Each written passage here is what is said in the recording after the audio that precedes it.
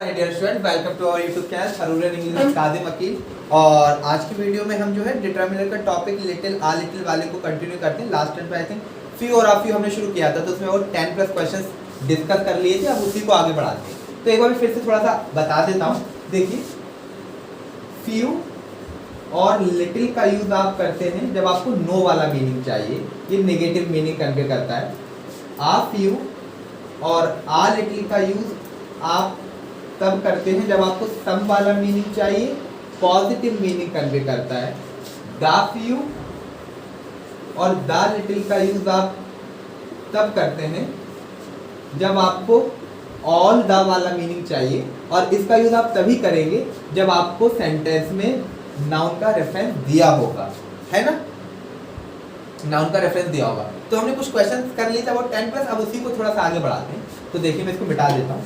चलिए, थोड़ा सा मार्कर अच्छा नहीं चल रहा, इसको फेंकते हैं। देखिए बाबू, क्वेश्चन लिखो।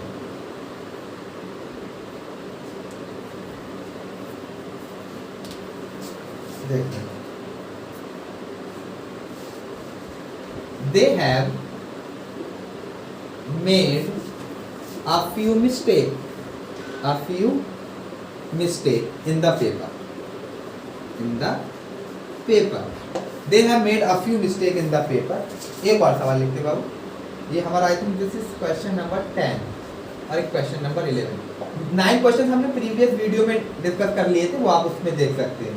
ठीक है। Don't trust everybody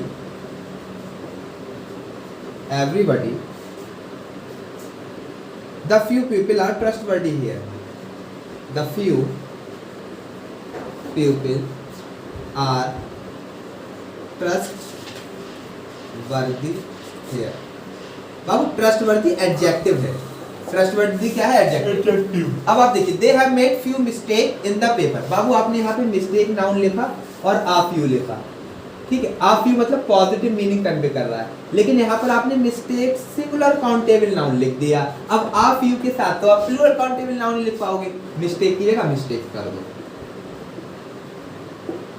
they have made a few mistakes in the paper. अब ये वाला थोड़ा सवाल देखिए, don't trust everybody, the few people are trustworthy here. अब बाबू, यहाँ पे इस सवाल को देखने से पहले थोड़ा सा यहाँ से देखो। अब ये देखो, आप किसी से बोल रहे हो डोंट ट्रस्ट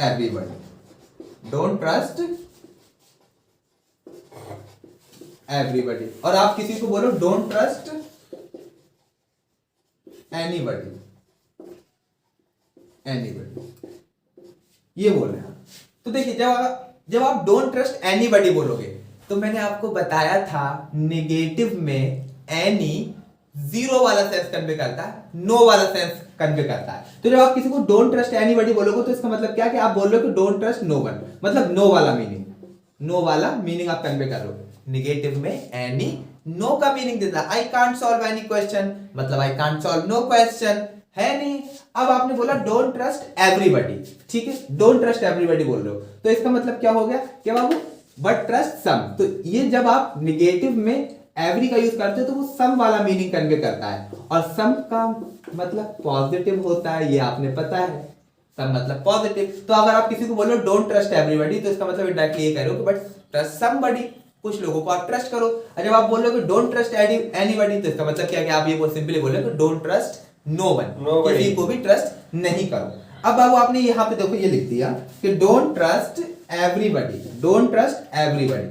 तो इसका मतलब इनडायरेक्टली क्या है कि आप किसी को ये मतलब ये सजेस्ट करो कि बट ट्रस्ट समवन, ठीक है। उसके बाद आपने बोल दिया the few people are trustworthy. अब बाबू, जब आप ये डोंट ट्रस्ट एवरीबॉडी बोल रहे हो, तो इसका मीनिंग पॉजिटिव है। दिस इज वेरी इंपॉर्टेंट, ये मीनिंग पॉजिटिव है। जब डोंट ट्रस्ट एवरीबॉडी बोल रहे हो, तो मतलब क्या है, आप इनडायरेक्टली यही करो, but trust some people, but trust somebody, some people, some person, ठीक है। तो ये पॉजिटिव मीनिंग हो गया। अब आपने यहाँ पे द फ्यू लिख दिया। अच्छा, द फ्यू का यूज और द लिटिल का यूज आप तब करते हो जब नाउन को डिफाइन किया गया हो, जब नाउन के साथ एक एडजेक्टिव क्लॉज लिखी गई हो। लेकिन यहाँ पर तो नाउन के साथ, इस पीपल नाउन के साथ कोई एडजेक्टिव क्लॉज तो आपने लिखी ही नहीं है नहीं। तो आप देखो, ये तो गलत हो जाएगा। अब आपको यहाँ पे लिखना पड़ेगा आ फ्यू, ये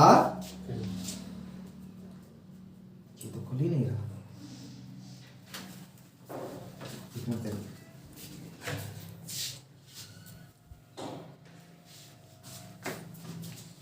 ठीक है, तो डोंट ट्रस्ट एवरीबॉडी अच्छा अब आप यू रखोगे आप यू पीपल आर ट्रस्टवर्दी, तो ये पॉजिटिव मीनिंग कन्वे करेगा। ठीक है, और ये भी पॉजिटिव मीनिंग है, तो अब ये तो सिंपल सी बात हो गई। तो यहाँ पे आप यू की जगह बेहतर है कि फ्यू लिखो, फ्यू पीपल आर ट्रस्टवर्दी। ठीक है, फ्यू पीपल आर ट्रस्टवर्दी। एक चीज आप सोचो, अगर आप ये किसी को बोल रहे हो तो ये एक तरीके का रिकमेंडेशन होगा, एक तरीके का रिकमेंडेशन होगा, किसी को आप सजेस्ट करोगे, किसी को सजेस्ट करोगे। ये वाली बात आप सजेस्ट कब करोगे? सजेशन तभी दोगे जब लोग ट्रस्टवर्दी नहीं होंगे, तभी तो आप सजेस्ट करोगे। ठीक है, अब आपने ट्रस्टवर्दी वाला बात बोली है। ठीक है, तो कब लोग होंगे जो ट्रस्टवर्दी होंगे, इसकी वजह से आप ये वाला रिकमेंडेशन दोगे। अदरवाइज तो आप सिंपल से बोल देते कि ट्रस्ट एवरीवन, तो यहाँ पर आप द फ्यू की जगह फ्यू लिखो। ठीक है, एक सवाल और देखो बाबू इसका। ठीक है, एक और देखो,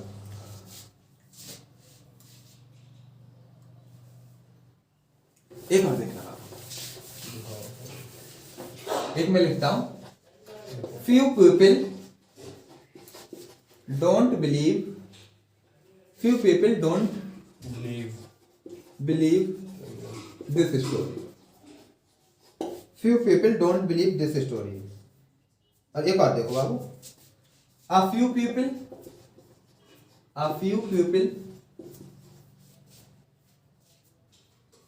अच्छा इसी को देखते हैं। जब आपने लिख दिया few people don't believe this story, Babu few भी निगेटिव मीनिंग कन्वे करता है और डोंट भी निगेटिव मीनिंग कन्वे करता है। दो निगेटिव एक साथ गलत माने जाते हैं सेंटेंस में, है नहीं? फ्यू भी निगेटिव मीनिंग कन्वे कर रहा है, डोंट भी निगेटिव मीनिंग कन्वे कर रहा है, और दो निगेटिव एक साथ गलत होते हैं सेंटेंस में, तो ये तो सेंटेंस हो गया गलत। अब आप इसको देखो कैसे सही कर सकते हो।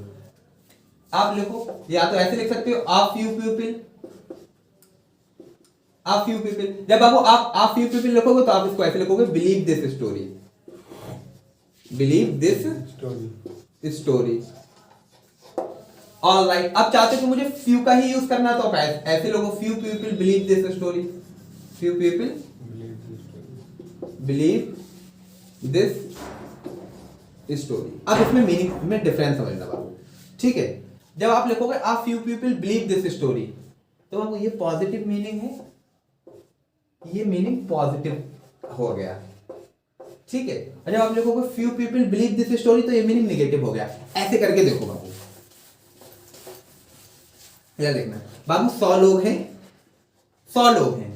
अब मान लो कि 100 लोगों में से 13 लोग वो हैं जो स्टोरी को बिलीव नहीं करते, और 87 वो हैं जो स्टोरी को बिलीव करते हैं। मतलब ये डोंट बिलीव करते हैं और ये बिलीव करते हैं। एक वो देखो बाबू, 87 वो हैं जो बिलीव नहीं करते और 13 वो हैं जो बिलीव करते हैं। अगर आप लिखोगे आ few people believe this story, तो इसका मतलब क्या हो जाएगा बाबू? ये हो जाएगा a few people believe this story. ठीक है, अच्छा अगर आप लिख दे few people believe this story, अब few people believe this story का मतलब क्या है? देखो बाबू, इसका मतलब ये हो जाएगा कि कुछ लोग ये हैं जो बिलीव करते हैं, ज्यादातर बिलीव नहीं करते, ज्यादातर बिलीव नहीं करते। ये मीनिंग समझ में आ रहा है बाबू? अगर आप बोलोगे आ few people believe this story, तो मतलब ये है। और जब आप बोलोगे आ few people believe this story, तो बाबू ये वाला, ये डोंट बिलीव वाले ये हो जाएंगे। तो ये दोनों मीनिंग आप समझो। ठीक है, एक और बताता हूं, एक एग्जाम्पल और है, देखना बाबू, यहां से आपको और अच्छे से समझ में आएगा। थोड़ा सा देखना, कितना गंदा सा हो रहा है ये हमारा बोर्ड। चलो कोई बात नहीं, ठीक है। देखो अब सर, हाँ, ये इससे साफ कर लेते हैं। ये बहुत कलर पानी दूं? नहीं है।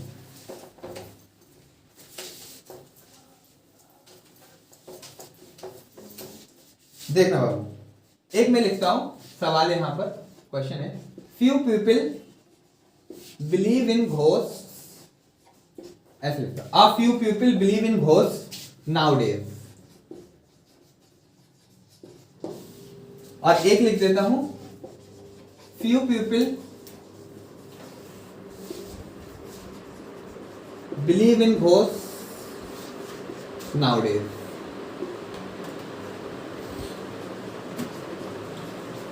अब आप देखना बाबू, मैंने यहाँ नाउडेज लिखा है और मैंने दोनों जगह नाउडेज सेंटेंस लिखा है।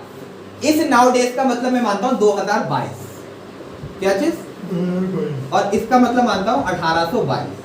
मतलब ये देखो, ये वाली बात मैं अभी पढ़ा रहा हूँ।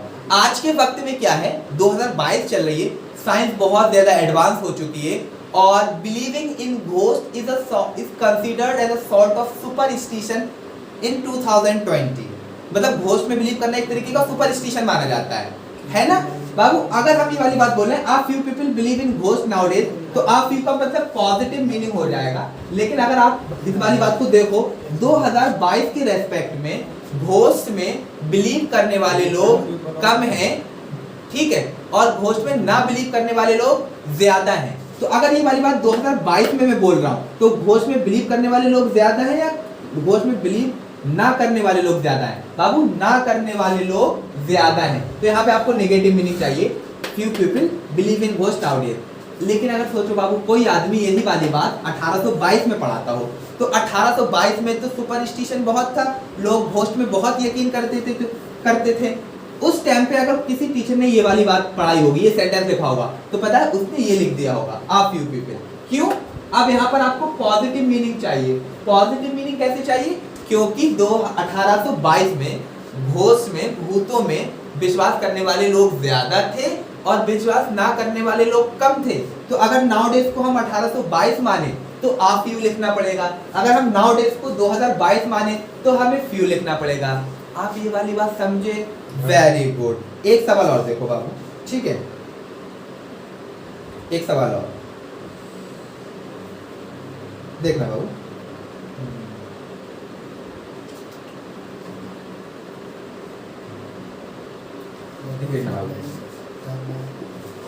Dash plants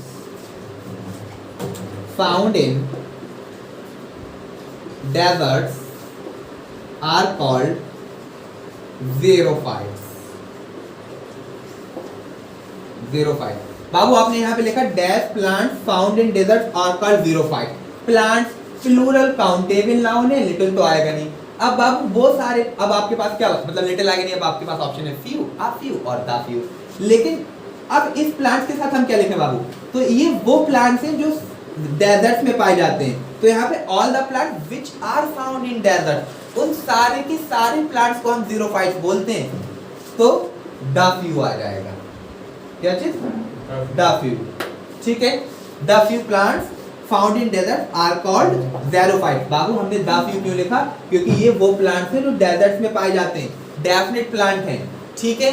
तो द फ्यू लिख दिया। ये चीज आपकी समझ में आ रही? Very good. So I think ये हमारा फ्यू, आ फ्यू और द फ्यू के बारे में था। ये वीडियो कंप्लीट हो गई। अब हम अगली वीडियो में इंशाल्लाह नेक्स्ट डिटरमिनेंट के साथ मिलेंगे। तब तक के लिए टाटा बाय बाय, है ना।